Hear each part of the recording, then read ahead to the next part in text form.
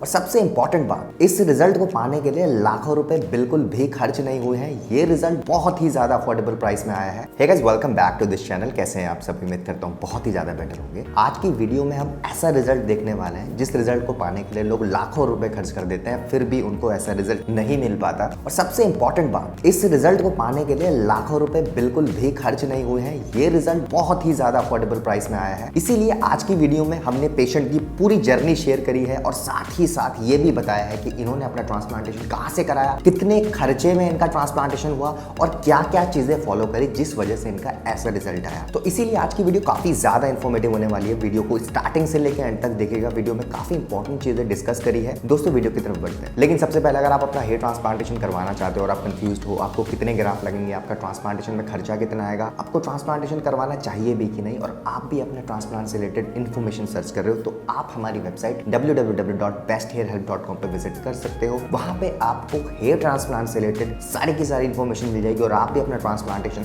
Successfully करवा पाओगे, जैसे कि काफी लोग करवा चुके हैं। नीचे मैंने डिस्क्रिप्शन में लिंक दिया हुआ है वेबसाइट का, आप वहां पे जाके हमसे कॉन्टैक्ट कर सकते हो। तो हम सबसे पहले बात कर लेते हैं बिफोर द सर्जरी की, जब इन पेशेंट ने हमसे कॉन्टैक्ट किया था। अब आप फोटोज में देख सकते हो, patient was suffering from male panic baldness. Obviously photos से विजिबल है। अब देखिए, जब इन पेशेंट ने कॉन्टैक्ट किया था तो ये बेसिकली राजस्थान से थे और ये फ्रंटल हेयर लॉस से गुजर रहे थे। अब अगर आप ध्यान दें पेशेंट की कंडीशन की तरफ, तो इनका इतना ज्यादा भी हेयर लॉस नहीं हुआ है। According to his age was more than 35 year old. इतना ज्यादा हेयर लॉस नहीं हुआ है। आपने काफी लोग ऐसे देखे होंगे जिनका इतना हेयर लॉस हुआ होता है, उन्हें कोई प्रॉब्लम ही नहीं होती। In fact they don't even think about getting hair transplantation done. But अगर हम पर्टिकुलरली इन पेशेंट की बात करें तो इन पेशेंट की रिक्वायरमेंट एक परफेक्ट हेयर लाइन थी, क्योंकि इनका कहना था हेयर लॉस से पहले इनकी बहुत ज्यादा अच्छी हेयर लाइन हुआ करती थी, तो ये वैसी हेयर लाइन वापस चाहते थे। अब अगर आप ध्यान दें इनके एक्जिस्टिंग हेयर की तरफ, तो आपको बहुत अच्छी डेंसिटी दिखाई दे रही होगी। इनकी क्वालिटी भी काफी ज्यादा अच्छी है जो रेस्ट ऑफ द हेयर है, आप देख सकते हैं। और इन पेशेंट का एक बहुत बड़ा एडवांटेज था, वो था इनका डोनर एरिया। आप इनका डोनर एरिया देखिए, बहुत ही ज्यादा इनका डेंस डोनर एरिया था। हेयर क्वालिटी बहुत ही ज्यादा अच्छी थी, इसीलिए इनका रिजल्ट बहुत ज्यादा अच्छा आया, जो आप आगे जाके वीडियो में देखने वाले हो। तो अब अगर हम बात करें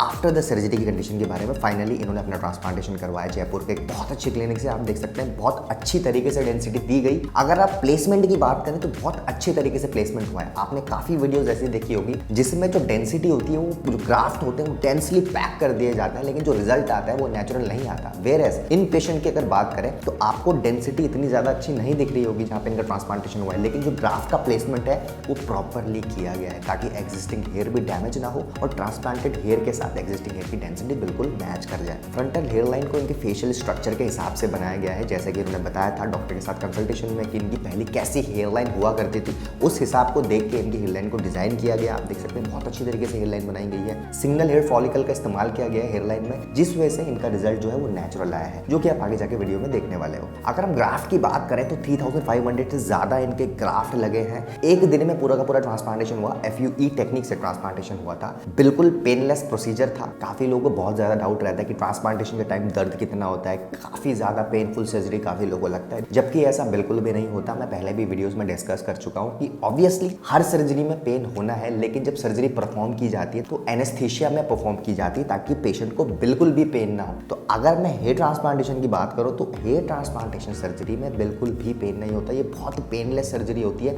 इनफैक्ट जब सर्जरी हो भी रही होती है तो पेशेंट बहुत अच्छे से बात कर रहे होते हैं। आजकल तो काफी लोगों को एंटरटेनमेंट के लिए वीडियोस दिखाई जाती है। तो देखिए, अगर पेन की बात करें तो ट्रांसप्लांटेशन में बिल्कुल भी पेन नहीं होता। It's absolutely painless surgery. और ट्रांसप्लांटेशन के बाद की बात करें तो काफी लोगों को ये भी डाउट रहता है कि ट्रांसप्लांटेशन के बाद पेन होगा। ऑब्वियसली जब एनेस्थीसिया का असर खत्म होने लगेगा तो ट्रांसप्लांटेशन के बाद पेन तो होगा ही, जबकि ऐसा बिल्कुल नहीं होता। ट्रांसप्लांटेशन के बाद आपको पेन किलर्स दे दिए जाते हैं एक हफ्ते के लिए, ताकि थोड़ा बहुत माइनर सा जो पेन होना हो वो भी ना हो। तो ट्रांसप्लांटेशन के बाद भी पेन किलर्स दिए जाते हैं, जिससे पेन बिल्कुल नहीं होता। अगर हम पेशेंट के 2 महीने बाद की कंडीशन देखें तो इन फोटो में आपको दिख रहा होगा काफी ज्यादा डेंसिटी आपको दिख रही होगी सिर्फ 2 महीने बाद ट्रांसप्लांटेशन के। इसका एक बहुत इंपॉर्टेंट रीजन ये था, जब ये ट्रांसप्लांटेशन के बाद क्लिनिक में विजिट करते थे, रेगुलर बेसिस पे क्लिनिक में जब ये आते थे फॉलो अप लेने, तो इनका शेडिंग फेस बिल्कुल भी नहीं आया था। इन्हें जो ट्रांसप्लांटेड हेयर लगाए गए थे वो वहीं से ग्रो होने लगे थे। ऐसा होता है, मैंने पहले भी बताया, बहुत कम परसेंटेज पेशेंट में ऐसा होता है कि शेडिंग फेस ना आए, लेकिन जिन पेशेंट में शेडिंग फेस नहीं आता उन पेशेंट का रिजल्ट ऑब्वियसली जल्दी आने लगता है। जैसे कि इन पेशेंट पेशेंट की बात करें, आप देख सकते हैं इनका बिल्कुल भी शेडिंग फेज नहीं आया था। 2 महीने में इनकी कंडीशन बहुत अच्छी आपको दिख रही होगी।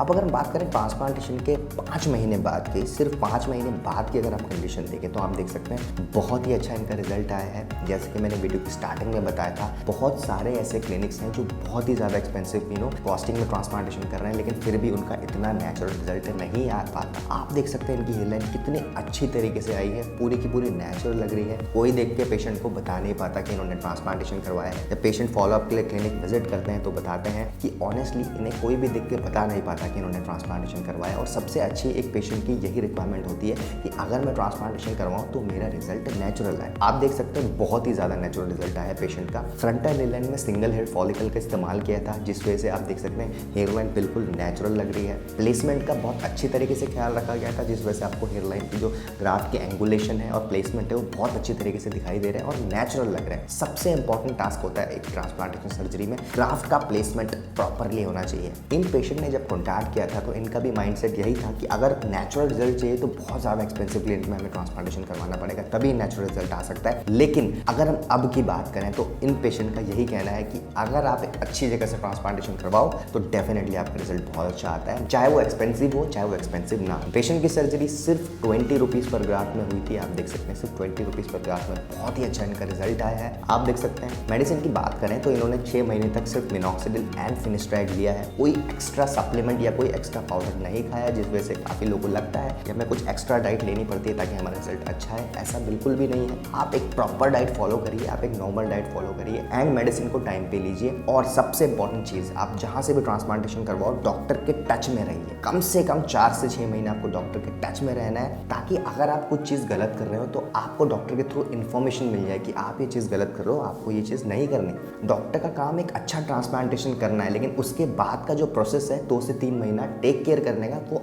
आपकी रिस्पॉन्सिबिलिटी है। तो उस चीज़ में आपको बिल्कुल भी कॉम्प्रोमाइज़ नहीं करना। Taking care of your transplanted hair after hair transplantation is the most important thing to achieve best results. तो आप इस चीज़ पे हमेशा फोकस रखिए कि आप कहीं से भी ट्रांसप्लांटेशन करवाओ, अगर आपकी सर्जरी अच्छी तरीके से हुई है तो आपको एक प्रॉपर केयर करनी पड़ेगी ट्रांसप्लांटेशन के। कम से कम 4 से 6 महीने तक डॉक्टर से टच में रहना है, ताकि आपको एक अच्छा रिजल्ट मिले जैसे कि इन पेशेंट को मिला है। तो गाइस ये थी आज की वीडियो। उम्मीद करता हूँ आपको आज की वीडियो पसंद आई होगी। अगर आपको आज की वीडियो पसंद आई है तो प्लीज़ हमारी वीडियो को लाइक करिए, अपने फ्रेंड्स के साथ ज़्यादा से ज़्यादा शेयर करिए एंड अगर आप फर्स्ट टाइम हमारे चैनल में आए तो प्लीज़ चैनल को अभी के अभी सब्सक्राइब कर दीजिए, क्योंकि आने वाले टाइम में हम बहुत सारी ऐसी वीडियोज़ लाने वाले हैं जिनकी नोटिफिकेशन डायरेक्टली आपके फोन में पहुँच जाएगी। Thank you so much for watching guys.